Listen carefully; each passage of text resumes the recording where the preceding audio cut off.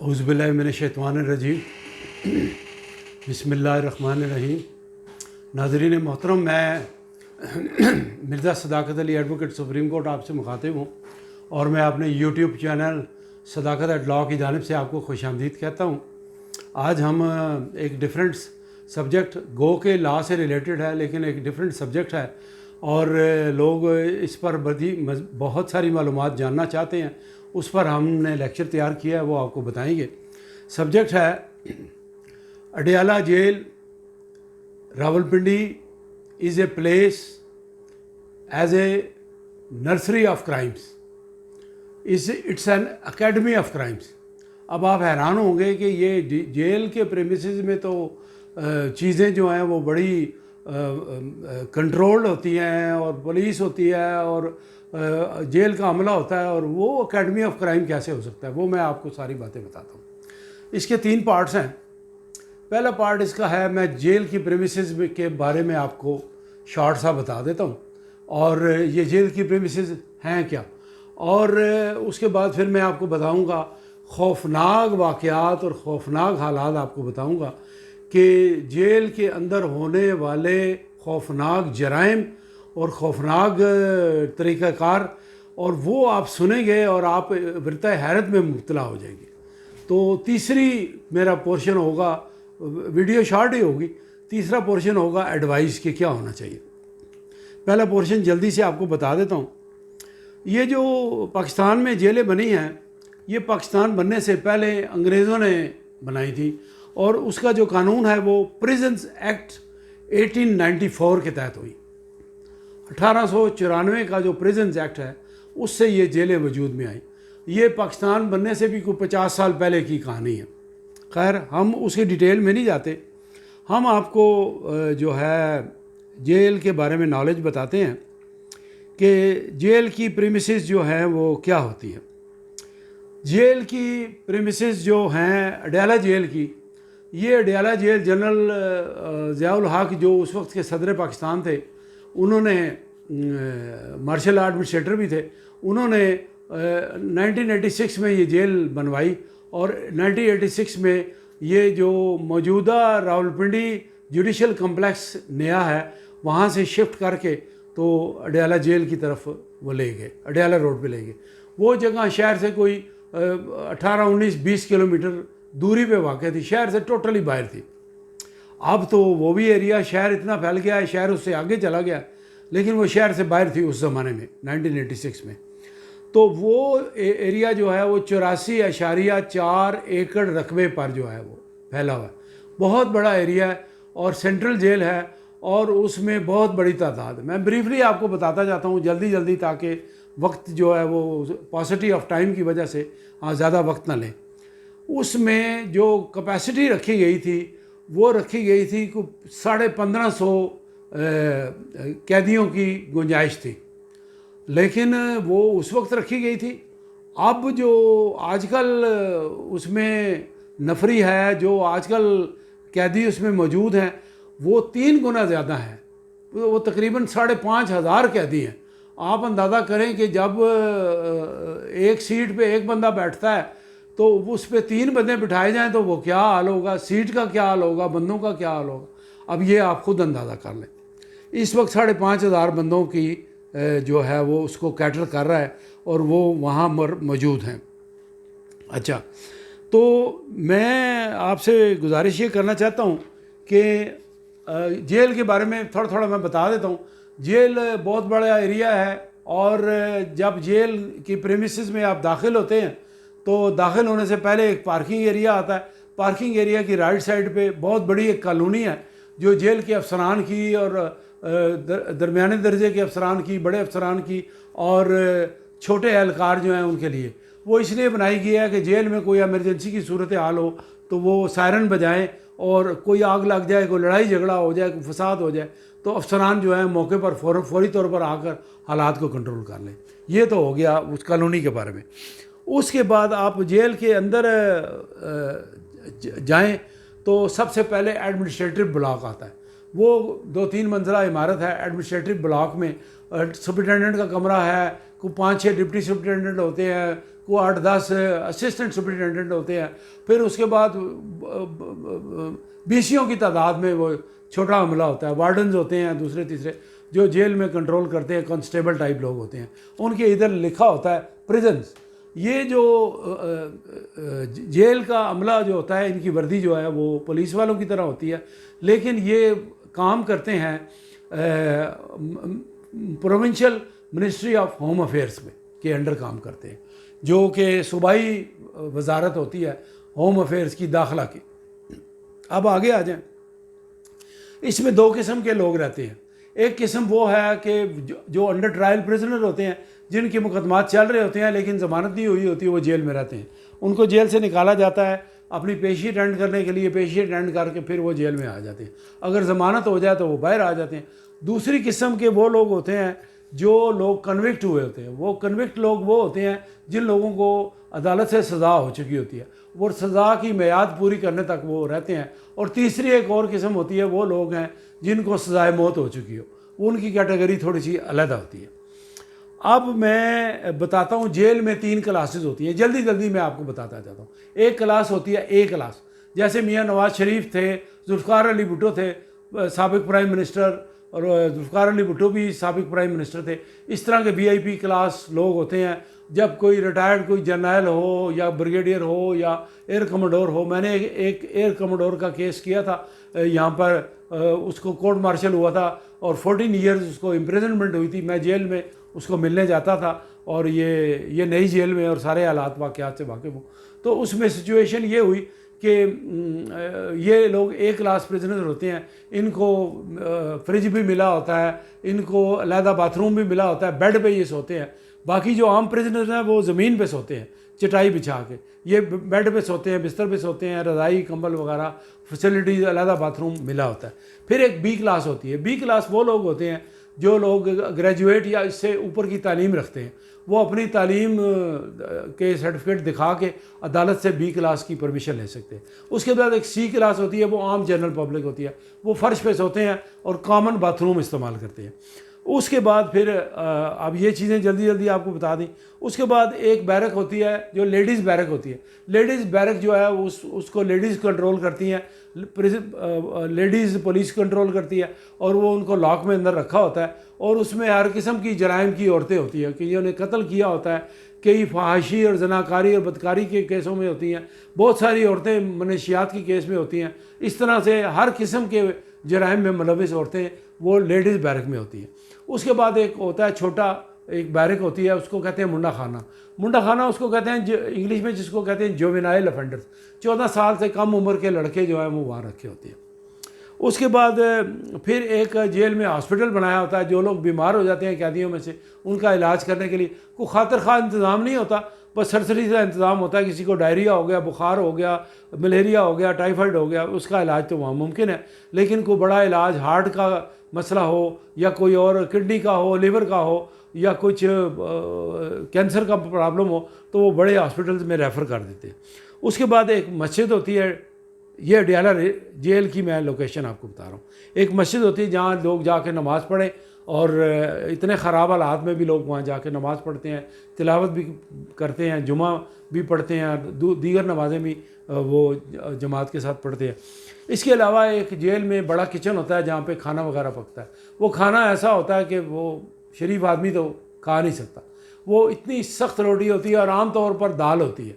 وہ دال بھی اتنی پتلی پانی کی طرح ہوتی ہے, روٹی اتنی خوفناک روٹی ہوتی ہے کہ کھانا تو کھانا, آپ اس کو دیکھنا بھی گوارا نہیں کریں گے, اتنے خراب آٹے سے بنتی ہے.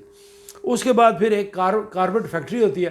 اس کارپیٹ فیکٹری میں ان لوگوں کو سے کام لیا جاتا ہے جن کو قید بامشقت کی سزا دی جاتی ہے. اس کے علاوہ پھر ایڈمنسٹریٹو آفس ہوتا ہے جیل کا.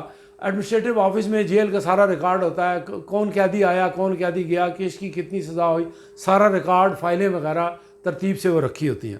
تو اس کے علاوہ ایک ملاقات کا کمرہ ہوتا ہے, وہاں بھیڑ بکریوں کی طرح لوگ جمع ہوتے ہیں. 500 لوگ ادھر ہوتے ہیں, 500 لوگ آگے ہوتے ہیں, اور وہ کانوں پڑی آواز سنائی نہیں دیتی, چی چی پی پی پاپا شور کی آواز ہوتی ہے.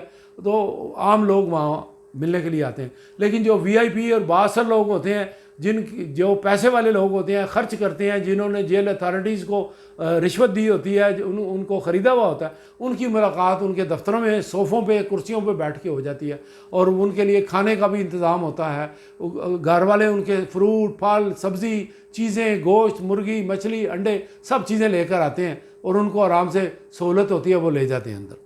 اب یہ تو باتیں میں نے آپ کو بتا دی، تو اب گزارش یہ ہے کہ ایک جیل میں جس میں 1550 کی کیپیسٹی ہے اور 5500 آدمی اس میں رہ رہے ہیں، تو پھر آپ اندازہ کر لیں باتھ روموں کی کیا حالت ہوگی، پھر اندازہ کر لیں بستروں کی کیا حالت ہوگی، لوگ کتنی مشکل سے وہاں سوتے ہوں گے۔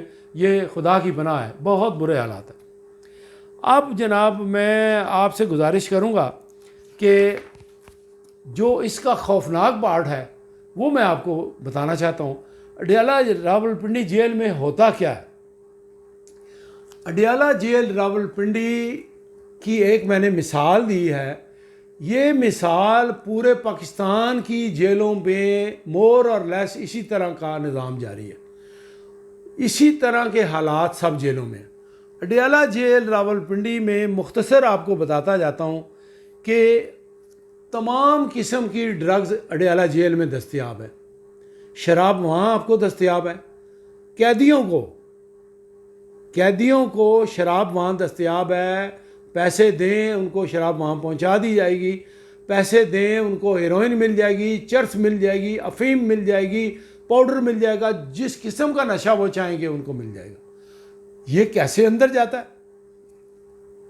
آبویسلی یہ جیل سٹاف کی ملی بھگت سے جاتا ہے، نیچے سے لے کے اوپر تک تمام سٹاف کو خبر ہے کہ جیل میں کیا ایکٹیویٹیز ہو رہی ہیں، لیکن وہ خاموش ہیں۔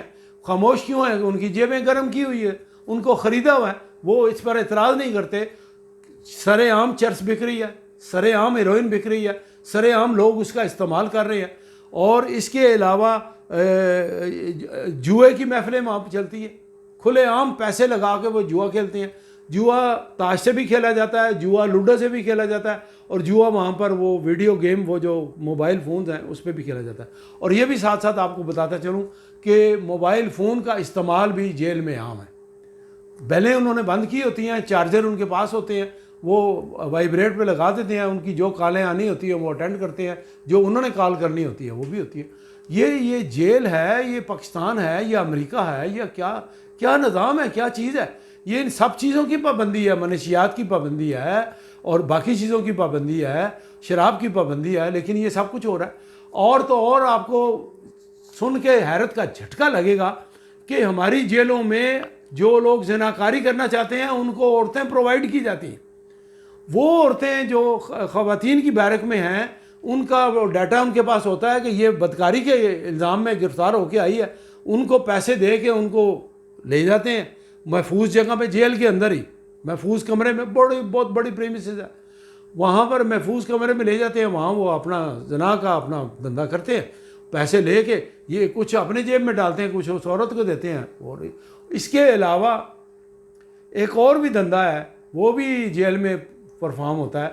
وہ عورتوں کے علاوہ کچھ لوگ جو ہیں وہ نوجوان لڑکوں کے شوقین ہوتے ہیں، وہ نوجوان لڑکوں سے اپنی جنسی خواہشات پوری کرتے ہیں، ان کو لڑکے پرووائڈ کیے جاتے ہیں۔ یہ بالکل پوری ذمہ داری سے میں آپ کو بتا رہا ہوں، جس قسم کا نشہ، کو جنسی تسکین جس طریقے سے ہوتی ہے وہ چیز اس کو فراہم کر دی جاتی ہے۔ اور یہ ساری چیزیں جیل عملے کی ملی بھگت اور رشوت سے ہوتی ہیں، اس کے بغیر کوئی چڑیا بھی پر نہیں مار سکتی، کوئی پتہ نہیں ہل سکتا جیل کی پریمیسز۔ اب بات یہ ہے، یہی کام جب باہر ہوتے ہیں تو باہر پولیس پکڑتی ہے، چھاپے مارتی ہے، یا کوئی رپورٹ کرتا ہے تو کوئی رپورٹ کرتا ہے، لیکن جب وہ چوکیدار ہی چوروں کے ساتھ ملا ہو، یعنی وہ جیل کا عملہ جو ہے وہ چوکیدار ہے اور چور جو ہیں وہ قیدی ہیں، اور جب چوکیدار ہی اس کے ساتھ ملا ہو، عملے کے ساتھ ملا ہو اور ان کے افراد کے ساتھ ملا ہو، تو پھر وہ کون رپورٹ کرے گا؟ وہ تو بلکہ ان کو پروٹیکشن حاصل ہو جاتی ہے، کوئی باہر کا بندہ نہ دیکھ سکتا ہے نہ رپورٹ کر سکتا، بالکل سیف کسٹڈی میں وہ اپنا سارا خرچ کرتے ہیں۔ پھر ایسے بھی واقعات دیکھنے میں آئے ہیں، یہ کم ہے، ایسے بھی واقعات دیکھنے میں آئے ہیں کہ رات کو جیل کا عملہ جو ہے وہ ملی بھگت سے بڑی بڑی ہیوی رشوت لے کے وہ بڑے بڑے کرمنلز کو اندر سے نکال دیتے ہیں، باہر جاتے ہیں، باہر جا کے گاڑی چوری کرتے ہیں، گاڑی چوری کر کے جہاں انہوں نے پہنچانی ہوتی ہے پہنچا کے صبح ہونے سے پہلے وہ واپس آ جاتے ہیں اور جیل کے عملے کو وہ دے دیتے ہیں رشوت. اور اگر ان کے خلاف کوئی ایف آئی آر ہو یا کوئی مقدمہ ہو، مثال کے طور پہ باہر جا کے وہ قتل کر دیتے ہیں. جیل کے اندر مقید جو قیدی ہوتے ہیں وہ رات کو باہر نکال کے باہر جا کے قتل کر کے آتے ہیں، اور جب وہ اندر آ جاتے ہیں تو ان کے خلاف ایف آئی آر ہو اور ان کا مخالف ایف آئی آر کرائے کہ فضل حسین نے ہمارا ایک بندہ قتل کر دیا، تو وہ تو کہے گا جی یہ تو ریکارڈ میں موجود ہے، یہ تو جیل میں بند ہے، یہ کیسے باہر قتل کر سکتا ہے، اس کے اوپر جھوٹا الزام ہے، وہ بچ جاتے ہیں.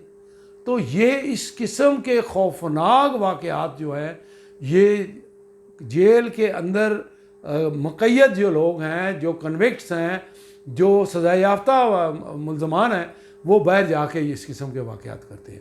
تو جب ایسی صورتحال جیلوں کی ہوگی جن میں منشیات فروخت ہوں گی، شراب ملے گی، عورت ملے گی، لڑکا ملے گا، جوا ہوگا، منشیات ملیں گی، تو ملک کا کیا حال ہوگا. اس کی ایک بنیادی وجہ ہر آدمی نے اللہ کی پرستش کرنے کی بجائے پیسے کی پرستش شروع کر دیا. اس کو پاکستانی بندے کو پیسہ دو، کچھ بھی اس سے کرا لو. اللہ کا خوف ہے، نہ ضمیر نام کی چیز ان کے اندر ہے، نہ غیرت نام کی چیز ان کے اندر ہے، نہ یہ ان کو احساس ہے کہ ہم اپنے ملک کے ساتھ کتنا ظلم کر رہے ہیں. یہ رشوت کا جو دیمک ہے یہ پورے ملک کو چاٹ رہی ہے. تو جیل میں جو انگریزوں نے لا بنایا تھا، اس میں لا یہ بنایا تھا کہ ڈیٹرنٹ پنشمنٹ جو ہے وہ ملزموں کو دی جاتی ہے، اور جیل میں جانے کے بعد ان کے حالات سدھر جاتے ہیں، اور وہ جیل میں ان کو اخلاقی تعلیم دی جاتی ہے، ان کو وہاں پر سمجھایا جاتا ہے، ان کو بتایا جاتا ہے جرم کرنا ایک بہت بڑی لعنت ہے، یہ غلط ہے، آپ صحیح راستے پر آئیں، شرافت کی، انسانیت کی زندگی گزاریں. ریفارمیشن اور ریہیبلیٹیشن ان کی ہونی چاہیے، اور ان کو اچھی ایڈوائس دینی چاہیے تاکہ وہ جب باہر آئیں تو وہ اپنی غلط کاریوں سے پرہیز کریں، جرائم سے پرہیز کریں، اچھے انسان بن کے آئیں. یہی ہماری آج کی ایڈوائس ہے. تو وہ جیل میں جو قیدی ہوتے ہیں وہ ناتجربہ کار، بڑے تجربہ کار قیدیوں سے مل کے ان سے ٹریننگ حاصل کرتے ہیں، ان کے گروپوں میں شامل ہوتے ہیں، اور پھر وہ کہتے ہیں ہم باہر جائیں گے، نیا گروپ بنائیں گے، پھر گاڑیاں چوری کریں گے، پھر ڈکیتی کریں گے، پھر لوٹ مار کریں گے، پھر قتل و غارت گری کریں گے، غنڈہ گردی کریں گے. تو اس طریقے سے وہ جیل ایک اکیڈمی کی صورتحال اختیار کر جاتی ہے. وہ اکیڈمی جو ہے وہ نئے آنے والے قیدیوں کی ایک تربیت گاہ بن گئی ہے. یہ جیل نہیں ہے، یہ ایک تربیت گاہ ہے جرائم کی تربیت گاہ. جب یہ بن جائے گی تو وہاں پر جرائم فروغ پائیں گے، اس معاشرے میں جرائم مزید بڑھ جائیں گے، جو اس ملک کا سب سے بڑا المیہ ہے. اسی لیے آپ نے دیکھا نا جرائم کم نہیں ہو رہے. یعنی یہ جیل بنائی تھی 1550 آدمیوں کے لیے، اور آج وقت یہ آ گیا کہ 5500 آدمی اس میں. جرائم میں کمی واقع کیوں نہیں ہو رہی؟ جرائم میں کمی اس لیے واقع نہیں ہو رہی کہ جو جرائم روکنے والے ہیں وہ لوگ ہی ساتھ ملے. وہ جرائم میں پولیس بھی ملوث ہے، جیل کا عملہ بھی ملوث ہے. جرائم میں کمی کیوں کر واقع ہو؟ ان کو تو انکریجمنٹ مل رہی ہے کہ جاؤ جرائم کرو، ہماری جیب گرم کرو، آپ جرائم کرو. تو اس طریقے سے یہ جرائم بڑھتے جائیں گے، اور یہ ایک لمحہ فکریہ ہے ہمارے لیے، اور ہمیں سوچنا پڑے گا، اور ہمارے اعلیٰ اختیاراتی افسران کو یہ سوچنا پڑے گا کہ جرائم کی بے-کنی کے لیے، معاشرے سے اس رشوت کی لعنت کو ختم کرنے کے لیے ہمیں صبر سے کام لینا پڑے گا، ہمیں انسانیت سے کام لینا پڑے گا، دل میں خوف خدا پیدا کرنا پڑے گا.